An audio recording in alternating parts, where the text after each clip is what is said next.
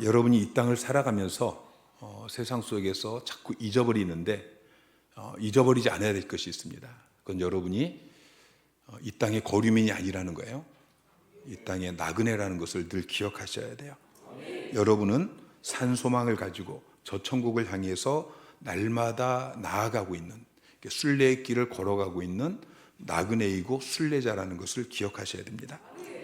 그런데 또 기억해야 될 것은 우리가 나그네는 나그네지만 그러나 잠시 이 대한민국이라는 나라 속에 살고 있고, 또 여러분이 날마다 가는 그 일터에서 일하고 있고, 또 여러분 가정에서 살고 있다는 것도 또 기억을 하셔야 돼요. 그 속에서 우리가 어떻게 살아야 되느냐? 지난주에는 대한민국이라는 국가 안에서 우리가 어떻게 살아야 하는가 하는 것을 살펴봤고, 오늘 본문은 이제 여러분이 일터 속에서, 직장에서 좀 줄여주세요. 어떻게 살아야 되는가? 그리고 이제 다음 주에는 가정에서 어떻게 살아야 하는가 하는 것들을 살펴보게 될 것입니다. 자, 이미 살펴본 것처럼 베드로는 12절에서 우리가 이 땅에서 착하게 살아야 된다. 왜냐하면은 우리가 선하게 행하는 것을 통해서 세상 사람들이 하나님께 영광 돌리고, 그래서 복음을 듣고 구원받게 하려고, 쉽게 말해서 전도를 위해서 세상에서 착하게 살아야 된다. 여러분, 우리가 모이면은 하나님께 예배하고, 흩어지면 세상 속에서 뭐 해야 돼요? 전도하는 삶을 살아야 돼요. 가정에서 아직 믿지 않는 여러분 가족들, 일터에서 또 어디서든지 복음 전하는 삶을 사셔야 돼요. 그래서 베드로는 우리가 전도하기 위해서 착한 삶을 살아야 된다라고 이야기하고 있습니다. 자, 18절에는 사환들아 이렇게 이제 시작합니다. 사환이라고 번역되어 있는데 원어는 종이에요. 종, 하인, 종들아, 하인들아. 그 당시 노예는 주로 이제 전쟁 포로나 또는 해적들에 의해서 끌려온 사람들이었는데, 그 당시 로마라는 도시는 도시 전체의 3분의 1 정도, 20만에서 30만 정도의 노예들이 있었다고 합니다. 자, 오늘 본문 말씀을 읽으면서 나는 노예가 아니니까 나하고는 상관이 없겠네라고 생각할 수 있는데, 그 당시 노예들이 했던 일을 말씀을 드릴게요. 첫째, 건축업에 관련한 일을 했습니다. 교사를 했습니다. 어린이를 돌보는 일을 했습니다. 학원에서 또 의사, 농부, 광부, 어부, 요리사, 상인, 경호원, 음악가. 자, 여러분이 하는 일과 비슷해요? 안 비슷해요? 비슷하죠. 그들은 역량에 따라서 고위 행정관료로 일하기도 했고, 또 디오클레시안 같은 경우는 노예 아들로 태어났는데 로마 제국의 황제가 되기도 했어요. 아마 여러분이 그 당시에 살았다면 대부분은 노예였을 거예요. 네, 그럼 마음이 참 좋으시네요. 그 이야기를 듣고 웃으시는 걸 보니까. 그들은 로마 사회를 경제적으로 지탱하고 있던 계급이었습니다. 그들은 일을 하고 급료를 받았어요. 주인으로부터 받은 그 급료를 모아가지고 어떤 사람들은 자유권을 사서 일반 평민들보다도 훨씬 더 나은 삶을 사는 그런 사람도 있었어요. 그럼에도 불구하고 노예는 노예죠. 노예가 되고 싶은 사람은 없을 거예요. 그리고 노예 제도는 사실 바람직한 제도가 아닙니다. 성경은 그리스도인이 그리스도 안에서 만민이 평등하다라고 이야기하고 있어요. 갈라디아서 3장 28절 말씀 시작. 너희는 유대인이나 헬라인이나 종이나 자유인이나 남자나 여자나 다 그리스도 예수 안에서 하나이니라. 자, 유대인이나 헬라인, 종이나 자유인, 남자나 여자 다 하나다라고 이야기하고 있어. 어떤 사람이 더 높고 낮고가 아니고 다 똑같아요. 평등해요. 그러니까 노예 제도는 바람직하지 않아요. 근데 성경은 노예 제도가 바람직하지 않기 때문에 구조적으로 노예 제도를 폐지해야 된다, 이런 이야기를 하고 있지 않아요. 성경은 노예들에게 너희가 지금 억울하게 노예 생활을 하고 있으니까 주인에게 대항해서 노예에서 자유케 되어야 된다, 이렇게 말하는 구절이 한 구절도 없어요. 바울은 노예와 주인의 관계에 대해서 여러 곳에서 말씀하고 있는데 너희가 주인에게서 도망쳐야 된다, 이렇게 한 번도 가르치지 않아요. 빌레몬서에 보면은 오네시모라는 노예가 있어요. 자기 주인 빌레몬에게서 도망왔어요. 근데 바울을 만나고 예수를 믿게 되고, 그런데 바울이 이 빌레몬을 오네시모를 그 주인 빌레몬에게 다시 돌려보내요. 여러분, 지금 세상적인 그 가치관이나 이걸로는 이해가 되지 않죠. 여러분, 성경은 노예 제도를 인정하지 않고 있어요. 그러나 노예 제도를 또 정죄하고 있지도 않다는 것을 기억하셔야 돼요. 물론 우리가 잘못된 제도를 고치는 것, 이거는 바람직한 일입니다. 아브라함 링컨은 노예 제도를 폐지했어요. 윌버포스 역시 영국에서 노예 해방 운동을 일으켰고 노예를 해방시켰어요. 여러분, 다른 사람을 위해서 잘못된 제도를 고치는 것, 이것은 훌륭한 일입니다. 근데 성경은 내가 그 자리에서 벗어나려고 몸부림치는 것, 이것을 촉구하지 않고 있습니다. 우리는 지금 내게 주어진 상황 속에서 이것이 하나님이 나에게 허락하신 상황이다, 이렇게 받아들이는 태도가 필요한 것입니다. 여러분, 이 세상은 완전하지 않습니다.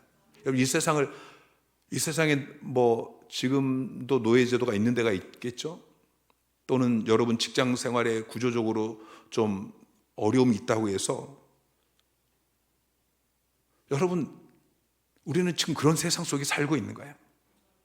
여러분, 저 천국에 가야 완전해집니다. 우리는 저 천국을 향해 나아가는 순례자입니다. 우리는 완전하지 않은 이 세상을 지금 통과하고 있다는 것을 기억해야 돼요. 하나님은 우리가 이 세상을 통과하면서 이 세상을 완전하게 고칠 것을 원하지 않으셔요. 그리고 하나님 그 속에서 여전히 여러분에게 모든 걸 합력하여서 하나님의 선을 이루고 계셔요. 바울은 노예 제도를 그 당시에 존재하고 있던 삶의 한 현실로 받아들이고 있습니다. 그리고 주인과 종의 이 상호 관계를 주 안에서 재조정함으로써 인권 유린의 노예 제도, 이런 폐해가 없어지는 방식을 지금 제시하고 있는 것입니다. 하나님은 이 불완전한 세상 속에서 여러분을 통해서 천국을 만들어 가고 계십니다. 여러분을 통해서 여러분의 가정을 천국으로 만들어 가고 계시고, 여러분의 직장을 천국으로 만들어 가고 계시고, 또 우리가 살고 있는 이 국가를 천국으로 만들어 가고 계셔요. 여러분, 인류 역사 가운데 공산주의라든지 민주주의라든지 정말 우리가 사는 이 땅을 천국으로 만들겠다는 그 기치 아래 많은 주의들이 있었지만, 그러나 그것들이 세상을 천국으로 만들지 못했어요. 기독교가 들어가는 곳에 변화가 일어났어요. 우리가 그런 관점에서 오늘 본문 말씀을 보아야 할 것입니다. 자, 에베소서 6장 5절부터 7절까지 말씀, 시작. 종들아, 두려워하고 떨며 성실한 마음으로 육체의 상전들에게 순종하기를 그리스도께 하듯 하라. 눈가림만으로 하여 사람을 기쁘게 하는 자처럼 하지 말고 그리스도의 종들처럼 마음으로 하나님의 뜻을 행하고 기쁜 마음으로 섬기기를 주께 하듯 하고 사람들에게 하지 말라. 자, 종들은 상전에게 이렇게 대해요. 그리고 또 9절부터 보면은 상전들에게도 이야기합니다. 상전들아, 너희도 그들에게 이와 같이 하고, 종들이 하는 것처럼 너희도 그렇게 하라는 거예요. 그리고 거기에다 더 위협을 그치라. 이는 그들과 너희의 상전이 하늘에 계시고 그에게는 사람을 외모로 취하는 일이 없는 줄 너희가 압니다. 자, 골로새서 3장 22절에도 비슷한 이야기를 하고 있습니다. 시작. 종들아, 모든 일에 육신의 상전들에게 순종하되 사람을 기쁘게 하는 자와 같이 눈가림만 하지 말고 오직 주를 두려워하여 성실한 마음으로 하라. 무슨 일을 하든지 마음을 다해 주께 하듯 하고 사람에게 하듯 하지 말라. 자, 4장 1절 시작. 상전들아, 의와 공평을 종들에게 베풀지니 너에게도 하늘에 상전이 계심을 알지어다. 아멘. 자, 종이 있고 상전이 있어요. 여전히 노예 제도가 있어요. 그럼에도 불구하고 종들은 이런 태도를 갖고 또 상전들은 또 이런 태도를 가지면, 하나님께서 하시는 말씀과 같은 그런 태도를 가지면 노예 제도는 그대로 있지만, 그러나 노예 제도의 폐해는 사라지게 되어집니다. 여러분, 제도를 바꾸는 것보다 더 중요한 것은 사람을 바꾸는 것입니다. 여러분, 제도가 바뀐다고 해서 바뀌는 게 아니에요. 여러분, 오늘날 우리나라 안에 노예제도 있어요, 없어요? 노예제도 없죠. 그런데 우리나라에서도 심심치 않게 현대판 노예 기사들이 나오고 있어요. 섬에 갇혀서 노예 생활을 하기도 하고, 새우잡이 배 또는 인신매매로 끌려가서 이 여인들이 말할 수 없는, 이 노예보다 더 비참한 그런 삶을 살기도 하고, 가깝게는 여러분들이 직장에서 노예처럼 끌려다니잖아요. 주일날도 오라고 하면 그냥 끌려가서 잔업도 없이 그렇게 일을 시키는. 여러분, 공산주의가, 여러분, 주의 자체는 너무나 좋은 거예요. 다 같이 일을 해서 다 같이 분배해서 다 같이 나누어 먹는 얼마나 좋은 제도예요. 근데 사람이 바뀌지 않으니까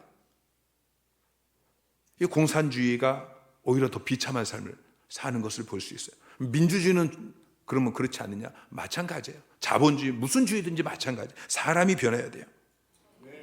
제도를 변화시키는 일을 하지 말라는 게 아니에요. 구조를 바꾸는 일을 하지 말라는 게 아니에요. 우리가 해야 될 일의 본질은 복음으로 사람을 변화시키는 거예요. 여러분, 직장이 마음에 들지 않습니까? 여러분, 직장을 변화시키기를 원하십니까? 변화는 나에게부터 일어나야 돼요. 너가 변해야 이래서는 안 돼요. 오늘 말씀을 듣는 나부터, 우리 가정에서 나부터, 그 다음에 가족들에게로, 그 다음에 직장으로 가서 나부터, 그리고 내 주변에 있는 사람들로부터, 우리가 우리 하나교회가 있는 이 목포 지역부터, 그리고 민족 열방으로 그렇게 변화는 나부터 확장이 되어 가야 합니다. 자, 사환드라라고 이야기하고 있는데, 오늘날로 쉽게 이야기하면 이제 근로자들에게 적용할 수 있죠. 성경은 근로자들에게 어떻게 이야기하냐면은 주인에게, 고용주나 또는 직장 상사에게 순종하라라고 말씀하고 있습니다. 지난주에 우리가 살펴본 것처럼 모든 그리스도인들은 하나님께서 세우신 제도에 순종해야 됩니다. 왕이나 총독들에게 순종해야 하는 것처럼 직장 안에서 직장 상사에게 순종해야 되는 것입니다. 18절은 이렇게 이야기해요. 사환들아, 범사에 두려워함으로 주인에게 순종하되. 자, 주인에게 순종하는 동기가 무엇입니까? 왜 순종하죠? 두려움 때문에 순종하는 거예요. 누구를 두려워합니까? 그 직장 상사를 두려워하는 것이 아니고, 내가 직장 상사에게 순종하지 않으면 직장 상사가 나에게 월급이나 이런 그것을 두려워하는 것이 아니고 하나님을 두려워하는 거예요. 17절에 보면은 하나님을 두려워하며 왕을 존대하라 라고 이야기하죠. 왕을 존대하는 것도 하나님을 두려워하기 때문에, 주인에게 순종하는 것도 하나님을 두려워하기 때문에. 바울도 동일하게 이야기하고 있습니다. 골로새서 3장 22절 말씀 시작.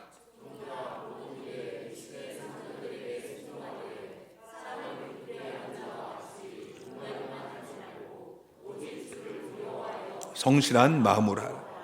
종들아, 육신의 상전에게 순종하되 주를 두려워하며 라고 이야기하죠. 여러분, 우리 근로자들은 내 위에 있는 직장 상사들을 바라볼 때에 하나님께서 그를 그 자리에 세우셨다, 이걸 믿으셔야 돼요. 모든 권세는 하나님 보내셨다고 이야기하고 있어요. 하나님께서 직장 상사를 그 위에 세우셨고 나는 이 자리에 세우셨다라고 고백을 해야 돼요. 물론 영원히 세운 건 아니에요. 하나님께서는 언제든지 바꿔줄 수 있어요. 그런데 지금은 하나님께서 그를 그 자리에, 나를 이 자리에 세우셨다는 거죠. 여러분, 이것은 우연이 된 게 아니에요. 이건 실수가 아니에요. 하나님의 섭리예요. 여러분, 믿으십니까? 하나님께서 온 우주 만물을 다스리고 계셔요. 여러분, 어떤 것 하나도 실수로 되어지는 게 없어요. 여러분, 상전에게 순종하시기 바랍니다. 특별히 선하고 관용하는 주인뿐만 아니라 까다로운 주인에게도 순종하라고 말씀하고 있어요. 그래서 까다로운이라는 의미는 지난주에 이미 말씀을 드렸죠. 까다로운, 공동번역 성경은 고약한이라고 번역해요. 고약한 주인. 쉬운 성경은 악하고 나쁜 주인. 현대어 성경은 잔인하고 난폭한 주인. 자, 여러분 위에 있는 직장 상사에게 순종하는 것은 그 순종의 동기가 사람이 아니에요. 하나님이에요. 하나님을 두려워해서 순종하는 것이기 때문에 그 사람이 선하고 악하고 그 사람이 내게 관용을 하고 아니면 까다롭고 이것과 상관없이 순종해야 된다는 것이죠. 물론 직장 상사는 자기 아래에 있는 직원들에게 까다로운 자가 되지 않아야 됩니다. 골로새서 4장 1절 말씀 시작. 상전들아 의와 공평을 종들에게 베풀지니 너희에게도 하늘에 상전이 계심을 알지어다. 자, 상전들은 종들에게 의와 공평을 베풀라고 말씀하고 있어요. 내가 내 아래에 있는 직원에게 의와 공평을 베풀면 내 위에 하늘 상전이 계시는데 그분도 나에게 의와 공평을 베푸신다라고 말씀하고 있죠. 근데 내가 내 아래에 있는 직원들에게 까다롭게 대하면 하나님께서 나를 까다롭게 대하십니다. 그래서 상전들은 자기 아래에 있는 직원들에게 의와 공평을 베풀어야 되지만 그러나 고용인은 이 근로자는 자기 위에 있는 까다로운 주인에게도 순종해야 된다라고 말씀하고 있어요. 여러분, 베드로가 지금 순종해라라고 권면하고 있는 이 주인은 까다로운 주인이에요. 굽은 주인이에요. 삐뚤어진 주인이에요. 엄한 주인이에요. 섬기기 힘든 그런 주인이에요. 착한 종에게 까닭없이 잔인하게 대하는 그런 주인이에요. 여러분, 주인들이 다 의와 공평을 베푸는 그런 주인이 있으면 얼마나 좋겠어요. 근데 주인 중에서 까다로운 주인이 있어요. 그러니까 사원들이, 근로자들이 부당한 고난을 당하게 되는 것이죠. 자, 부당한 고난은 어떤 의미냐면 내가 선을 행했는데도 내가 고난을 받는 거예요. 자, 20절에 이렇게 이야기해요. 죄가 있어 매를 맞고 참으면 무슨 칭찬이 있으리요. 그러나 선을 행함으로 고난을 받고 참으면 이는 하나님 앞에 아름다우니라. 자, 사환이, 근로자가 지금 이 상정과의 관계 속에서 죄와 선이 무엇이겠습니까? 그것은 사환으로서, 근로자로서 내가 마땅히 해야 될 일을 지금 제대로 하느냐 제대로 하지 못하느냐 하는 것을 의미해요. 내가 마땅히 해야 될 그 일을 제대로 하지 못해서 고난을 받는, 이걸 이야기하는 게 아니죠. 내가 마땅히 해야 될 일을 제대로 잘하고 있어요. 그런데도 부당하게 상전이 나를 괴롭힌단 말이죠. 부당한 고난을 당해요. 그럴 때도 참으라고 말씀하고 있습니다. 까다로운 주인, 까다로운 고용인이 그 직원들에게 부당하게 대할 때 어떻게 해야 됩니까? 오늘날은 회사마다 노조를 만들어서 그것에 대해서 항의하고 데모하고 그러는데 성경은 그렇게 권면하지 않아요. 성경은 참으라고 권면하고 있습니다. 자, 19절은 슬픔을 참으라고 이야기하고 있어요. 회사에서 나는 내가 해야 될 일을 성실하게 잘했어요. 그런데 회사가 나에게 부당한 대우를 해요. 그러니까 속이 상하죠. 눈물이 날 때가 있어요. 근데 그것을 참으라고 이야기하고 있습니다. 그리고 그런 모습을 하나님께서 19절에 어떻게 하신다고요? 아름답게 보신다고 말씀하셔요. 20절에는 칭찬하신다고 말씀하고 있어요. 여러분, 직장에서 부당한 고난을 당하면서도 하나님을 생각하면서 참으면은 하나님께서 야, 너 참 잘한다. 너 정말 훌륭하다. 여러분, 그렇게 말씀해 주신다는 거예요. 아멘이신가요? 근데 오늘날 그리스도인들의 모습은 어떻습니까? 여러분, 직장에서 어떻게 하고 계십니까? 레리 버켓이라는 목사님이 어느 마켓을 운영하는 여인으로부터 편지를 받습니다.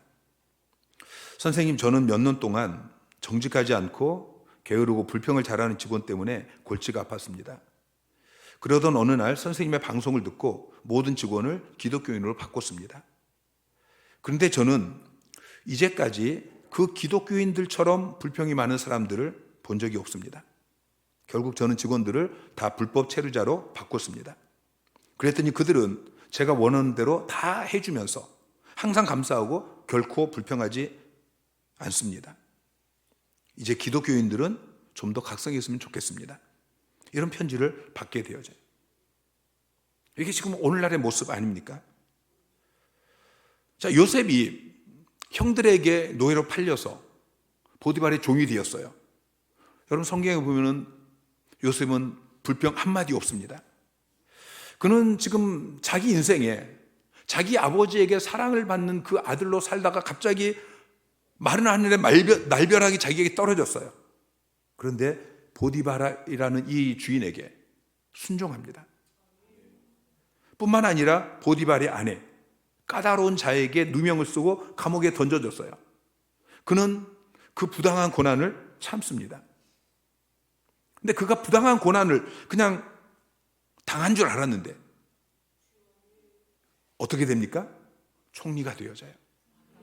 그렇게 부당한 고난을 당하는, 노예로 팔려가고 감옥에 gat히고 이런 과정이 하나님께서 요셉을 총리로 만들어가는 과정이었어요.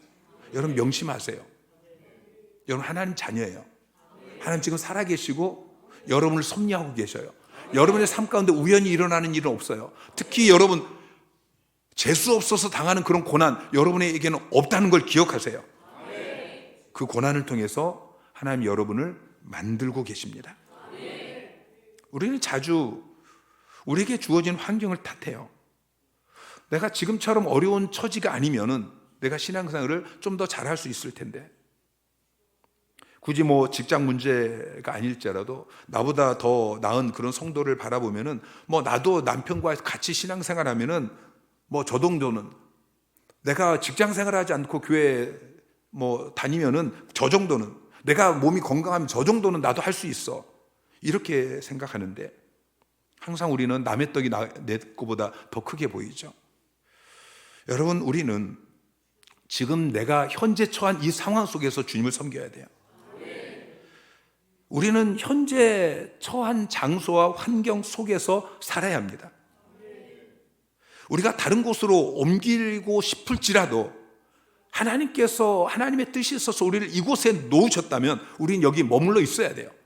하나님이 나를 이 자리에 세워 놓으셨는데 내가 여기를 내 뜻대로 뛰쳐나가지 않아야 된다는 거죠. 이게 순종하는 거예요.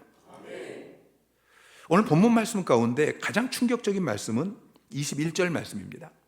이를 위하여 너희가 부르심을 받았으니 라고 말씀하고 있어요. 이를 위하여 너희가 부르심을 받았다. 그러면 하나님께서 여러분을 부르셨어요. 자, 2장 9절에 보면은 우리를 어두운 데서 불러내셨다라고 말씀하고 있어요. 하나님이 여러분을 부르신 출발점이 어디냐, 어디에서 여러분을 부르셨느냐 하는 것을 이야기하는데, 여러분 어두운 데서 불러내셨어요. 세상에서, 죄 가운데서 멸망받을 수밖에 없는 그 상황 속에서 여러분을 불러내셨어요. 그리고 5장 10절은 이제 자기의 영원한 영광에 들어가게 하시려고 여러분을 부르셨다라고 이야기해요. 여러분의 목적지죠.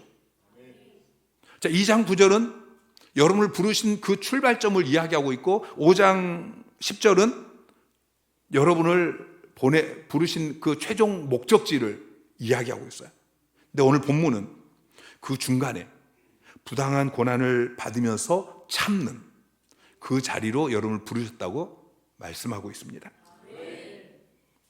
우리는 보통 하나님이 나를 부르셨다라고 할 때에 축복의 자리를 생각해요. 형통한 자리를 생각해요. 응답의 자리를 생각해요.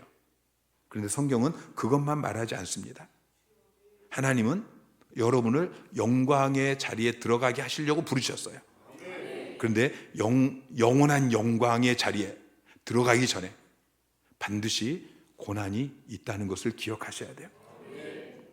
자, 로마서 8장 18절 말씀 시작. 생각하건대 현재의 고난은 장차 우리에게 나타날 영광과 비교할 수 없도다. 자, 여러분에게 나타날 영광이 있다고 이야기하고 있어요. 근데 그 여러분에게 나타날 영광은 반드시 현재의 고난을 통과해야만 영광의 자리에 갈 수 있는 거예요. 고난 없이 영광 없다. 주님이 여러분을 고난의 자리로 부르셨어요. 부당한 고난을 당하면서도 하나님을 생각함으로 참는 그 자리로 하나님이 여러분을 지금 부르셨어요.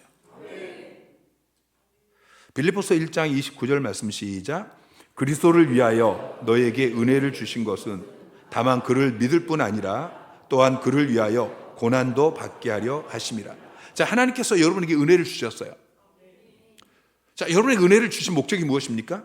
첫째는 믿는 거예요.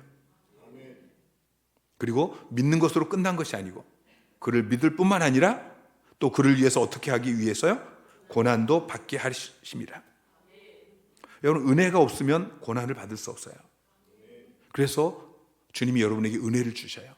은혜를 주시면서 오늘 또 말씀을 통해서 여러분에게 은혜를 주시면서 이제 가서 고난 받아라. 집에 가서 이제 고난 받아라.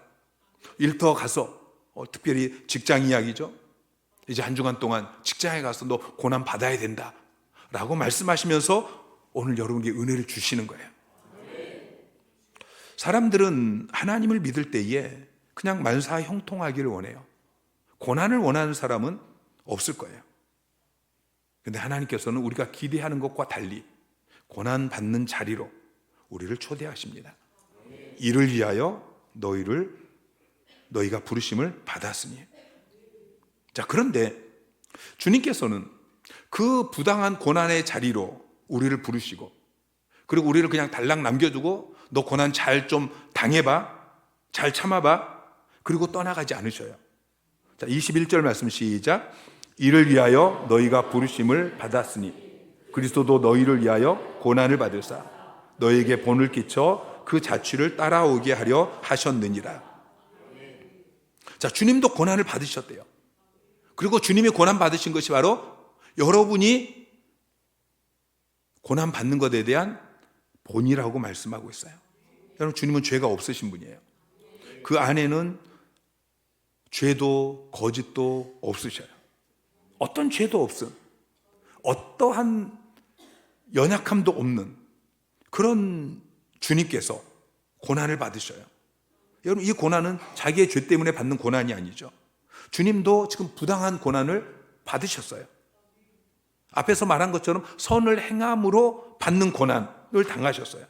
여러분, 주님이 당한 고난은 부당함의 극치예요. 그런데 그런 부당한 고난을 당할 때에 주님께서 어떻게 하셨습니까? 자, 23절 말씀 시작. 욕을 당하시되 맞대어 욕하지 아니하시고 고난을 당하시되 위협하지 아니하. 자, 거기까지요. 자, 주님은 욕을 당할 때에 맞대서 욕하지 않았어요. 여러분, 상사에게 욕을 먹으면은 뒤에서 그냥 자기들끼리 모여가지고, 직원들끼리 모여가지고 뒷담화하고 그러지 않았다는 거예요. 상사 욕하고 그러지 않았다는 거예요. 위협하지도 않으셨어요. 주님은 자기에게 힘이 있었는데 그 힘을 사용하지 않으셨어요. 요즘은 직장 상사보다도 직원들이 갑이라고 하잖아요. 일을 하면서 상사가 어떤 부당한 그런 일들을 하면은 이제 그 근로 그 법규들 이런 거 가지고서 민원을 넣고, 또 녹음했다가 그걸 가지고 민원을 넣고, 또 노조를 만들어서 이제 파업하고 데모하고. 근데 그렇게 하지 않는 것입니다. 욕을 당하시되 맞대 욕하지 아니하시고 고난을 당하시되 위협하지 않으셨어요. 그렇게 하신 이유가 무엇입니까? 오직 공의로 심판하시는 이에게 부탁하시며. 여러분, 하나님께서 심판하십니다. 그 잘못된 까다로운 여러분의 직장 상사, 그 위에 누가 계셔요? 하나님이 계십니다. 여러분, 믿으시기 바랍니다. 그리고 하나님은 그 직장 상사를 더 사랑하실까요? 여러분을 더 사랑하실까요? 여러분을 더 사랑하십니다. 반드시 심판해 주십니다. 반드시 바로 잡아 주실 것입니다. 그 사실을 믿으시기 바랍니다. 여러분, 주님의 고난을 묵상하세요. 주님의 십자가 앞에서 여러분 정말 감격하시고 감사하시고 그리고 찬양하시고. 근데 거기서 끝나지 마세요. 이 고난이, 주님이 부당하게 당하신 고난이 내가 따라가야 될 고난이구나, 이걸 깨달으시기 바랍니다. 그리고 따라가십시오. 여러분, 고난이 없으십니까? 여러분 삶 가운데 고난이 없으십니까? 감사하십시오. 근데 고난이 있으십니까? 더 감사하십시오. 베드로가 예수님을 따라가다가 고난이 찾아왔어요. 그때 베드로는 순종하지 않습니다. 항거합니다. 칼을 빼어 들어가지고 제사장이 종의 귀를 베었습니다. 주님께서 그 베드로에게 말씀하시죠. 칼을 칼집에 꽂아라. 아버지께서 주시는 잔을 내가 마시지 않겠느냐. 그리고 부당한 고난을 받으시고 십자가에 못 박혀 돌아가시면서 욕을 먹되 욕으로 갚지 아니하시고 위협하되 복수하지 않으시는 본을 보여주셨어요. 결국 베드로는 주님께서 삶의 본으로 보여주는 그것을 깨닫고 그 길을 따라가게 되어집니다. 그러면서 오늘 저와 여러분에게도 교훈하고 있습니다. 우리도 주님이 보여주신 그 본을 받아서 고난의 자리를 따라가는 저와 여러분이 되기를 소망합니다.